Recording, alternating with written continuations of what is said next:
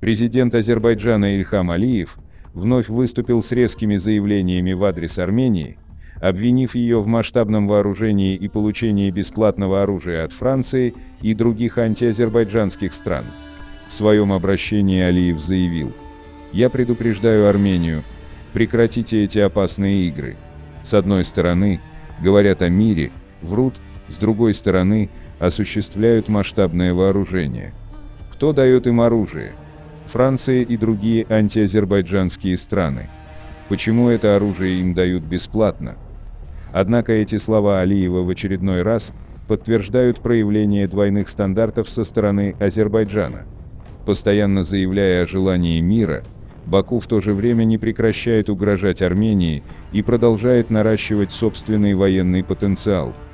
Ни для кого не секрет, что за последние годы Азербайджан значительно увеличил свои вооруженные силы, получая оружие от различных стран, включая Турцию и Израиль, и проводя масштабные военные учения прямо у границ Армении. Вопрос двойных стандартов также очевиден в его обвинениях в адрес Армении за получение помощи от Франции и других стран, в то время как Азербайджан активно получает вооружение и поддержку от своих союзников. Он пытается представить любую помощь Армении как несправедливую и враждебную. При этом игнорируются собственные усилия Баку по милитаризации региона, которые лишь усугубляют напряженность на Южном Кавказе. Алиев в своем заявлении также утверждает: сегодня им следует оставить Южный Кавказ в покое, сдаться, пойти и заняться своими делами, разобраться со своими проблемами. Не сдавайтесь. Я сдаюсь. Не сдавайтесь. Я сдаюсь. Не сдавайтесь. Серьезно, я сдаюсь. Минуту, можете меня послушать? Такие слова не только демонстрируют агрессивную риторику, но и противоречат реальности, что является нормой для Азербайджана. Армения последовательно выступает за мирное урегулирование конфликта, в то время как Азербайджан делает ставку на давление и угрозы. К чему это может привести, думаю, и так понятно. Пока Азербайджан продолжает применять тактику двойных стандартов, обвиняя Армению в том, что он сам активно практикует, перспектива стабильности в регионе остается под угрозой. Для достижения долгосрочного мира необходимы честные переговоры и отказ от агрессивных действий, на что Ереван делает публичный акцент, к чему Баку, по всей видимости, пока не готов. Ну и, конечно же, стоит обратить внимание на заявление о бесплатных поставках вооружения армянской стороне, что в очередной раз подтверждает верный внешнеполитический вектор Армении, которого она придерживается последние годы. Алиев не может остановиться. Сегодня Америка вводит санкции против Азербайджана и при этом заявляет: давайте укреплять нашу дружбу. О какой дружбе может идти речь? Это еще не санкции, Алиев. Они еще впереди.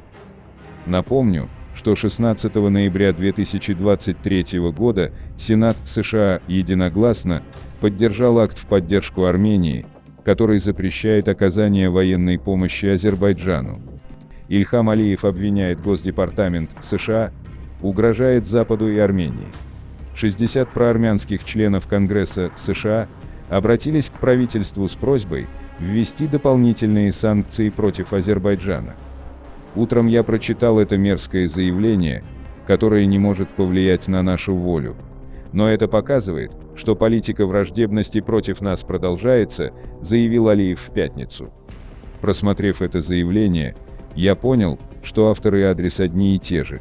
Адрес государственный секретарь Госдепартамента США, и у меня нет ни малейшего сомнения, что это обращение написано в самом Госдепартаменте.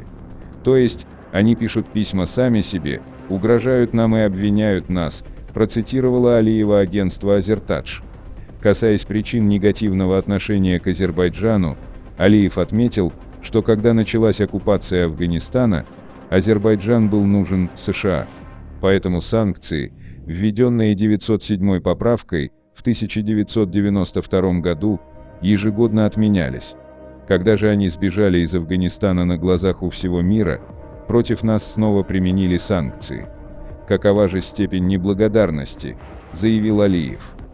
Продолжая критику Запада, Алиев сказал: Нам не могут простить, что Азербайджан восстановил свои права без их разрешения.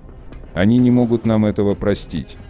Он добавил, что Армения нарушила все нормы и принципы международного права, оккупировала около 20% наших земель, провела политику этнической чистки, совершила хаджалинский геноцид, разрушила все наши города и села. Официальный представитель западного государства хоть раз сделал им замечание? Нет.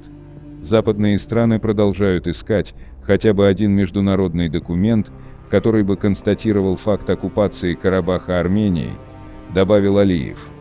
Он также отметил, что Франция вместе с другими странами Запада пыталась навязать Азербайджану унизительный мир.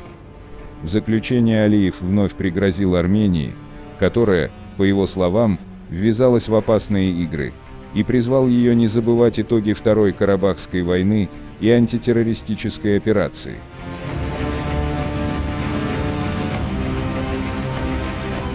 «60 членов Конгресса США во главе с Фрэнком Полони и Эдом Марки перед климатическим саммитом ООН КОП-29 в Баку подписали двухпартийное двухпалатное письмо, призывающее США взять на себя ведущую роль в привлечении Азербайджана к ответственности за совершение военных преступлений, захват пленников и незаконную оккупацию территории Армении».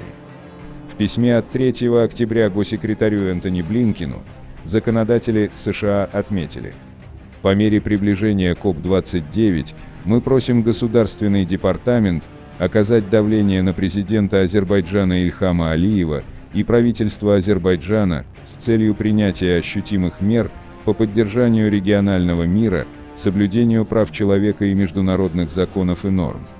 Они подчеркнули, что несмотря на неопровержимые доказательства и международное осуждение, Азербайджан не столкнулся с существенными последствиями этнической чистки и других действий.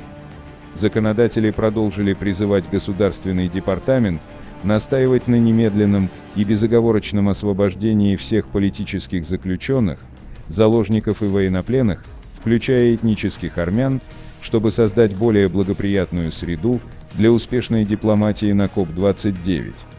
Сенаторы и представители США подтвердили, что смертоносное нападение Азербайджана на Нагорный Карабах в 2020 году, 10-месячная блокада Лачинского коридора и чистка этнических армян в Нагорном Карабахе в сентябре 2023 года грубо нарушили международное право и привели к значительным и продолжающимся человеческим страданиям.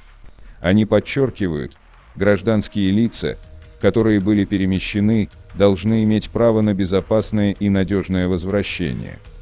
Алиев считает, что обращение 60 конгрессменов к Госдепартаменту с призывом ввести санкции против Баку написано в самом Госдепартаменте. Алиев: не суди о других по себе. В США выборы — это выборы, а парламент — это парламент, а не машина для подмахивания, как у некоторых. Но это обращение, да, написано в Госдепартаменте.